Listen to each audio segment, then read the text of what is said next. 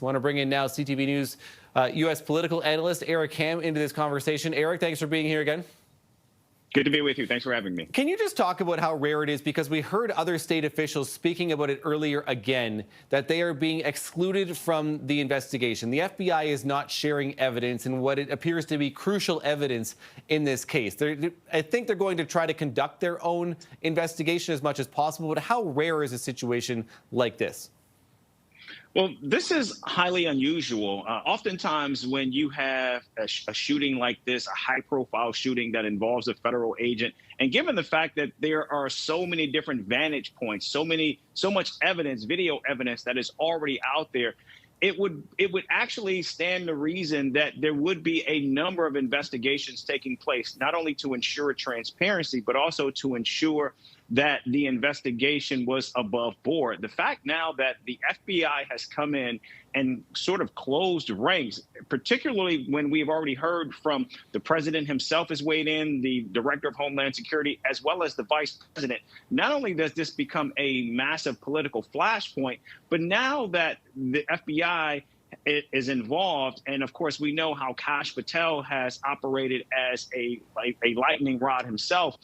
This is, I think, going to only create more, not less tension, but more importantly, it already is beginning to create a level of unease on the ground, given the fact that now you have an entire community that believes that they are in fact under siege after the shooting that took place. Yeah, and again, it's both sides saying that they're, reasons why they're doing this. That, the state side saying that at least at this point they're concerned about the federal, and you said the integrity of an investigation that happens.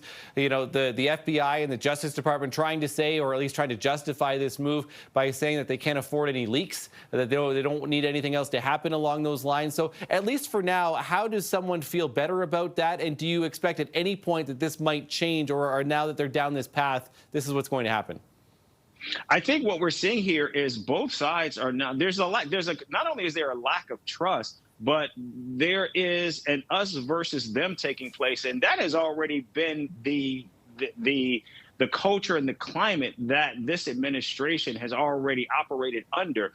We know, if we're being honest, the only reason those agents are there is because we know the president has continued to villainize the Somali community, which is a large part of the Minneapolis fabric. In addition to that, we know that the president has also sought to weaponize ICE as well as the National Guard, particularly going into Democratic-led cities. And so now that this is where we are, I think we're only going to continue to see the pushback from state and local officials. In fact, we heard today from the Philadelphia Attorney General saying that if ICE, in fact, committed those level of attacks or crimes, they would be prosecuted and brought up on charges. And so I think what we're seeing here is you're now beginning to see a level of pushback on federal law enforcement that we have not heard or seen in the past. And I think that is what the administration is trying to actually ensure doesn't happen in this case. CTV News U.S. political analyst Eric Ham, appreciate your time as always, Eric. Thank you. You bet. Thank you.